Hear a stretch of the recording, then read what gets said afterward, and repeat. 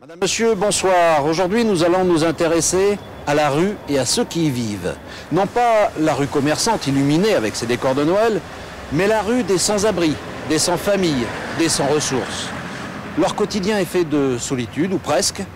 Ce presque qui leur apporte déjà beaucoup, ce sont les bénévoles de l'association Stéphane Gemeni. Les Saint-Bernard-des-Galères, c'est le thème de notre rendez-vous de ce soir.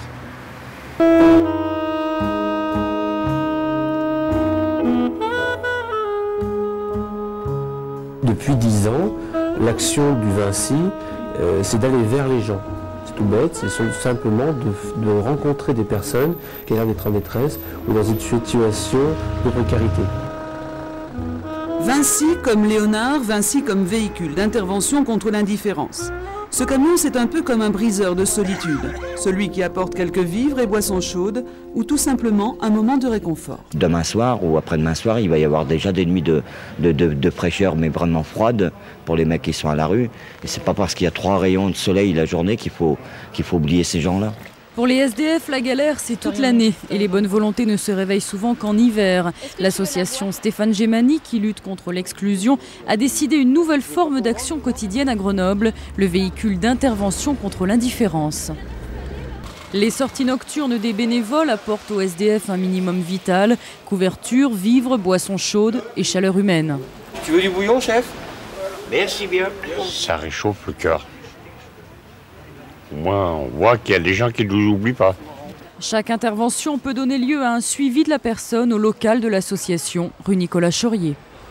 La vague de froid qui sévit sur le territoire mobilise les associations d'aide aux sans-abri, comme celle de Stéphane Gemeni qui arpente chaque soir les quartiers de Grenoble à la recherche des sans-domicile fixe. Il faisait -3 à -5 degrés cette nuit, une situation d'urgence pour les bénévoles qui agissent vite pour éviter les drames.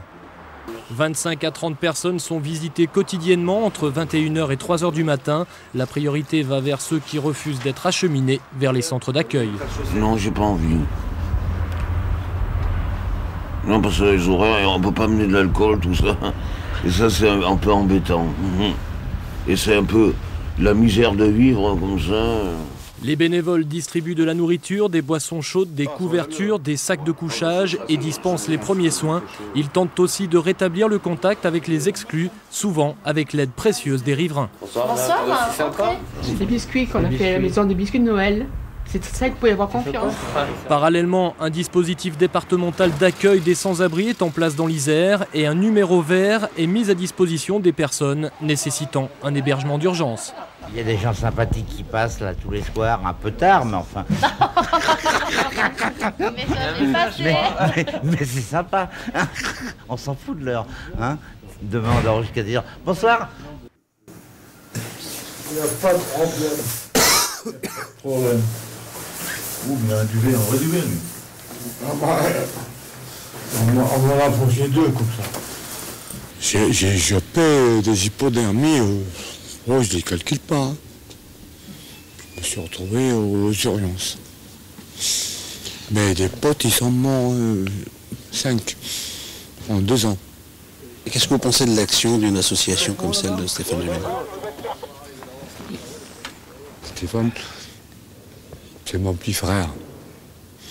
C'est peut-être quand on est fils unique qu'on a envie que les frères, enfin que les hommes soient tous frères entre eux. Donc je pense que j'ai été beaucoup motivé par ça. Et puis je pense aussi que ça vient aussi d'une éducation, tout simplement.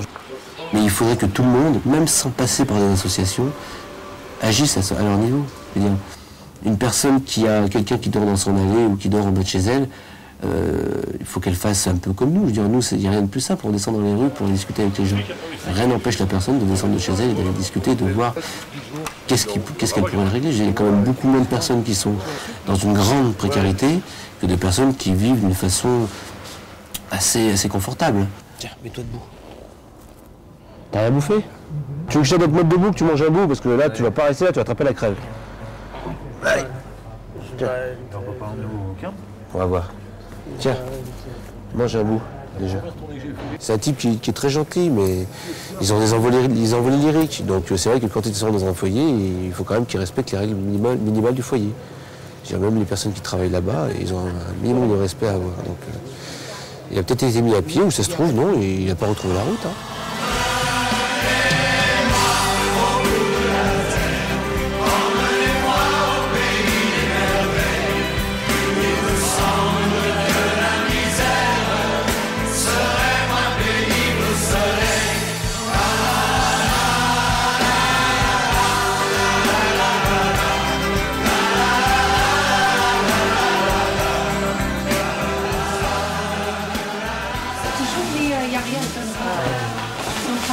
Oui, je veux un petit bout. Un petit. Avec le, oui. J'ai le 7, 8, 12, 6. On demande minimum 5 francs par colis. Mais c'est aussi pour que ces personnes ne se sentent pas assistées, parce que c'est très important. Et l'association a cette philosophie de ne pas faire du misérabilisme et de ne pas faire de l'assistanat à outrance. Premièrement, c'est un peu humiliant, c'est pas très drôle. Et souvent, c'est d'autant plus humiliant qu'on n'a pas de travail, qu'on a des difficultés pour payer son logement, que parfois on est menacé d'expulsion, etc., etc. Ça y est, vous savez écrire votre nom? Oui, ça va. Vous allez me l'écrire là maintenant. Allez. C'est un vrai virus. Une fois que vous êtes rentré dans cet engrenage, je pense qu'on a beaucoup de peine à en sortir. On a l'impression qu'on est un peu indispensable, c'est peut-être pas vrai, mais enfin, on les aide et on a plaisir à les voir et à parler un petit moment avec eux. Peut-être qu'on leur amène une certaine chaleur, je sais pas, je le souhaite. Début de la tournée, là, vous faites quoi? Vous chargez quoi? Là, on charge un petit peu tout ce qui est denrées alimentaires, café, couverture, la trousse de premiers soins. Le parcours de Stéphane, c'est toujours le même depuis maintenant 10 ans. Partir à la rencontre des sans-abri dans les rues de Grenoble. On va de partout et dès qu'on voit une personne qui a l'air de répondre au public vers lequel on veut s'adresser, on s'arrête et puis on va voir si la personne a besoin de nos services. Avec le Vinci, le véhicule nocturne d'intervention contre l'indifférence, c'est aussi cette relation de confiance que Stéphane et les bénévoles de son équipe cherchent à établir. Tu as un café, quelque chose à bouffer? Avec le retour du froid, cette équipe de bénévoles redouble de vigilance. 4 heures de tournée la nuit dernière pour distribuer couverture et café chaud. Il n'y a pas que le café puis le petit viennois, c'est aussi de discuter, de rigoler ensemble. Ça rien, on sait, hein. C'est tous en plus. Hein. Tiens, il arrive, Oriodox. Il arrive. Merci. Toi, là, je commence à me motiver, j'en ai marre, tu sais, ça fait un moment.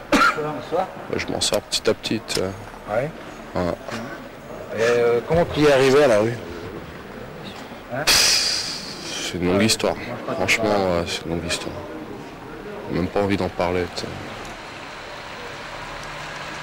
Je me suis toujours dit que le rêve d'un enfant unique, c'est peut-être que tout le monde soit frère. Et c'est cette fraternité que j'ai trouvée au sein de la rue. Et comme je vous ai dit, c'était recréer un climat familial avec chacun d'entre eux, comme si réellement on était et on partageait des choses comme avec n'importe quel membre de sa famille. Cette année, le nombre d'interventions du Vinci est en hausse de 11% par rapport à l'an 2000, avec plus de 5000 cas traités.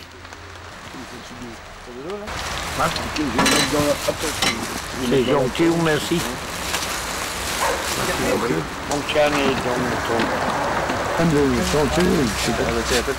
De plus en plus d'errance des mineurs. De plus en plus de toxicomanie médicamenteuse. De plus en plus de situations d'urgence.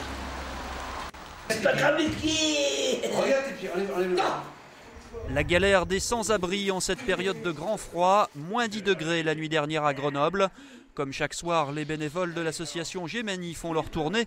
Ils offrent café et couverture ou accompagnent ceux qui acceptent dans un foyer pour la nuit. Bonsoir monsieur. Bonsoir. Ça va très bien. Bien.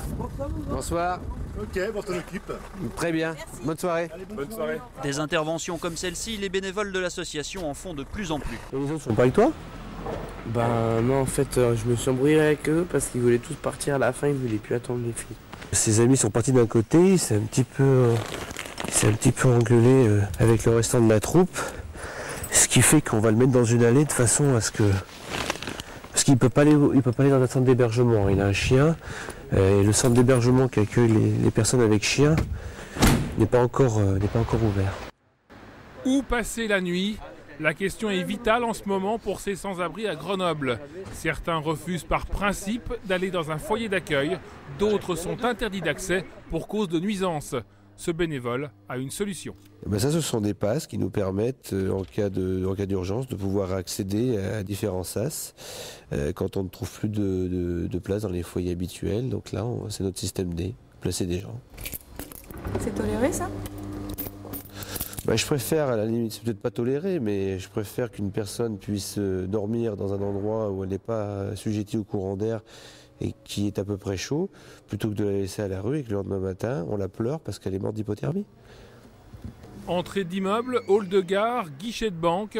Stéphane connaît parfaitement tous les coins, abrités un tant soit peu du froid. Hier, il faisait -5, ce soir aussi. Alors Stéphane est déjà reparti. Bonne soirée, merci bien.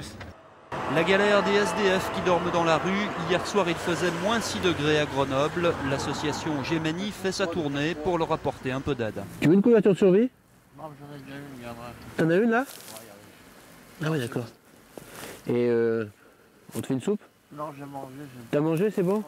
Certains acceptent d'aller dans un centre d'hébergement pour la nuit, mais les places sont rares. Ils nous ont demandé si vous pouviez l'accepter. Ah non, on est plein, archi plein. Bon, on va se débrouiller. Alors pour les bénévoles de l'association Gemeni, il reste la débrouille pour placer les SDF un peu à l'abri du vent. On utilise un petit peu tous les systèmes, c'est les guichets de banque, c'est les halls d'immeubles, et on s'aperçoit que les halls d'immeubles, malheureusement, sont de moins en moins faciles d'accès, comme les guichets de banque. Et puis même lorsqu'il reste de la place en foyer, certains sans-abri préfèrent dormir dehors, craignant la violence et la promiscuité. Si on avait des centres d'hébergement beaucoup plus petits en périphérie de Grenoble à échelle humaine, je pense qu'on répondrait beaucoup plus aux problèmes de l'hébergement d'urgence. Mais de ce côté-là, rien de nouveau, alors parfois les bénévoles doutent. Des fois on se demande à quoi on sert. Vraiment, on se dit que on a l'impression parfois de mettre des pansements sur des plaies qu'on n'a pas désinfectées. On est un peu... on se pose des questions sur le fondement même de l'action parfois. L'appel de l'association Stéphane Gemeni qui s'occupe des sans-abri. Elle réclame la création de petits centres d'accueil en périphérie de Grenoble, un appel qui n'a pas suscité beaucoup de réactions. Il faut que les communes de l'agglomération se mettent au boulot et créent des petites unités d'accueil. Mais là, toute l'année, pas uniquement pour l'hiver. Quand on fait des courriers au conseil général, au président du conseil général, quand on fait des courriers au président de la métro, on n'a aucune réponse. On envoie des dossiers, on téléphone, on n'a aucune réponse. Donc ça, si c'est pas de l'indifférence, je veux bien qu'on m'explique ce que c'est. Pourtant, quelques petits centres d'accueil existent autour de Grenoble et ont prouvé leur efficacité. C'est le cas de l'Abri sous la Dent à Crolles, 2 chambres ouvertes d'octobre à mars, gérées par des bénévoles, un hébergement à taille humaine. Des structures lourdes avec plus de 20-40 personnes, c'est lourd à gérer et c'est pas bien pour tout le monde. Des petites structures comme nous, c'est intéressant parce qu'on garde à la fois le caractère familial. On peut discuter directement avec les gens, c'est pas anonyme, les contacts qu'on a. Ces petits centres correspondent aussi à l'évolution de la population sans abri. De plus en plus, on accueille des femmes et femmes avec enfants. Donc, elles sont un petit peu autonomes, elles sont chez elles et ça leur fait du bien, même psychologiquement. C'est important qu'elles soient toutes seules là. Donc, on a un petit lit d'enfants qui éventuellement peut sortir. L'Abri sous la Dent existe depuis presque 10 ans, un succès indéniable et un exemple à suivre. Il y a un type qui s'inscrit. On demande que les communes avoisinantes se mettent un petit peu au boulot, se disent qu'elles aussi, elles ont un devoir par rapport à cette action de créer des unités de structure à échelle humaine, de façon à ce qu'on règle vraiment sur un aspect qualitatif cette notion de précarité. Pour convaincre les élus, Stéphane multiplie les courriers, dans un premier temps pour les sensibiliser au problème. Pas facile. Chaque année, nous invitons 180 élus de l'agglomération grenobloise et de Grenoble à venir participer à une tournée. Cette année, uniquement 6 élus sont venus honorer ces tournées du soir. Faute de mieux, Romain finira sa nuit dans un hall d'immeuble. Dans un confort très relatif, il évitera les agressions du froid et de certains de ses compagnons SDF. Car la nuit est cruelle pour des jeunes comme lui qui, à 19 ans, vivent depuis plusieurs mois, voire plusieurs années dans la rue. On a de plus en plus de jeunes mineurs, de psychiatriques, de personnes qui sont complètement déstabilisées, pas forcément socialement, parce que la rue c'est la rue, mais psychologiquement. Et puis on rencontre la délinquance, la violence, qui n'est pas forcément issue de la rue, mais qui vient s'agglomérer au public de la rue. Donc c'est vrai qu'on a beaucoup de difficultés à l'heure actuelle à mobiliser les gens. L'association de Stéphane Gémani compte une trentaine de bénévoles, assurant à tour de rôle chaque nuit des rondes dans la ville. Ici comme ailleurs, les nouveaux équipiers ne se précipitent pas, les vocations sont rares, les besoins pourtant réels. Il y a des moments où c'est très dur, hein, où, psychologiquement c'est très dur, il y a d'autres moments où c'est bien, où il y a des moments de rire, il n'y a pas toujours que de la peine, quoi. Il y en a beaucoup, c'est vrai, mais par moments il y a des gens super. Quand je vis là. Merci monsieur, bonne journée, bonne journée, bonne journée, bonne journée. Une fois, merci beaucoup. Ça c'est quand je vis. Ça y est, c'est le vie. On estime qu'environ 50 personnes dorment actuellement dehors à Grenoble ou dans des abris précaires, comme ceux-là installés au bord de l'Isère. Pour les aider, l'association Gémani recherche toujours des volontaires. Les bénévoles se sont désensibilisés parce que l'action est dure. Les gens peut-être sont un peu moins regardants vers l'extérieur, mais plus vers eux-mêmes. Donc c'est vrai que c'est beaucoup plus dur à l'heure actuelle d'avoir des bénévoles. Vous savez, vous n'avez pas le droit là.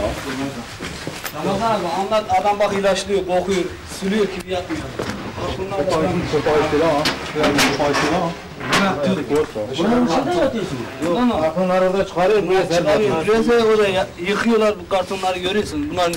En fait, c'est l'endroit qui mettent leurs cartons. Non, ils dorment par là, mais ce qui, quand ils... En fait, pour l'infectation, en fait, le monsieur peut-être c'est celui de l'appartement, en fait, il lave ici et puis ça leur mouille sur leur carton et leur couverture et tout ça. Meir et Khalil sont kurdes. Après la disparition de leur famille en Turquie, ils sont arrivés à Grenoble le 14 juillet 2000, cachés dans un camion avec 3 adresses en poche. Celle du centre d'accueil social Durand Savoyard, celle du Père Fréchet et celle de l'association Stéphane Gémani. Tous les 2 mois, ils passent maximum 3 nuits à Durand Savoyard, comme le veut le règlement de l'établissement. Le reste du temps, c'est la rue des oubliés. Nous, l'action de l'association... Lorsqu'il fait trop froid ou trop faim, ils font comme beaucoup d'autres. Une halte chez Stéphane pour boire un café et manger un morceau. On est de la famille. C'est un petit peu ça qu'on a voulu créer. Et non, parce que l'attitude que nous avons, elle est complètement naturelle. Donc c'est vrai qu'on s'amalgame complètement à la population de la rue, tant et si bien qu'on connaît chacun d'entre eux comme si c'était quelqu'un de notre famille. Porte de France à Grenoble, entre l'autoroute et l'Isère, un bidonville. Depuis 2 ans, plusieurs dizaines de sans-domicile vivent ici, mais depuis l'été, c'est aussi le terrain de jeu de jeunes enfants. 4 familles de tziganes roumains se sont installées dans des cabanes. Au total, 14 personnes, dont 6 enfants. Depuis l'arrivée du froid, leur sort inquiète les associations d'aide aux sans-abri. Kalim, Maria et Mandrota. Oui. C'est lui qui a 1 an et 3 mois, lui, hein, c'est ça? Les couvertures qu'on vous a apportées, oui. couvertures, oui. Elles sont où? Elles sont là? Si, comme ça. Ça, là? Il y en avait d'autres? Oui. Elles sont passées où? 2 comme ça. 2 comme ça? Oui. Et les petits dorment là aussi? Oui. Le principal problème ici pour les enfants, c'est l'insalubrité des lieux. C'est surtout les rats, parce qu'il y a beaucoup de rats, et les rats viennent se réfugier dans les tentes souvent. Nous, le soir, quand on passe, ça grouille un peu de partout et les rats rentrent. Alors on a un petit peu peur que les rats viennent apporter des germes, puissent mordre les enfants, quoi que ce soit, et apportent des maladies, quoi. Donc c'est un petit peu le souci. Mais c'est vrai que, comme vous voyez, les parents sont vachement attentifs à l'égard de leurs enfants. Les enfants sont propres, sont vraiment soignés. Face à ces enfants visiblement en bonne santé et bien traités, les services de protection de l'enfance sont confrontés à un dilemme. Comment protéger ces petits sans causer de plus grands dégâts en les séparant de leurs parents? Ce soir, d'autres tziganes sont arrivés sur les quais de l'Isère, ce qui laisse penser à l'existence d'un réseau. Ça s'est vu cet été, on est proche de Noël, donc on s'apitoie un peu plus. Les caméras se tournent un peu plus vers la misère. C'est une bonne solution pour se faire de l'argent facilement. Vous êtes plein? Il n'y a pas une place côté homme? Parce que les places en foyer d'accueil sont limitées, parce que la rue restera toujours une jungle, l'association a encore et malheureusement de beaux jours devant elle. Ça devrait faire. Ça devrait faire. Eux ont peut-être les conditions requises, donc ils ont peut-être une place, ou sinon on va se débrouiller à les mettre dans la salle télé du centre d'accueil. Marc dormira dans un lit pour cette nuit au moins, une nuit ordinaire pour l'équipe de bénévoles qui tournera jusqu'au petit matin si nécessaire, mais pour combien de temps? L'association manque de bras et de couverture. Pour son président, la situation est grave, il y a urgence.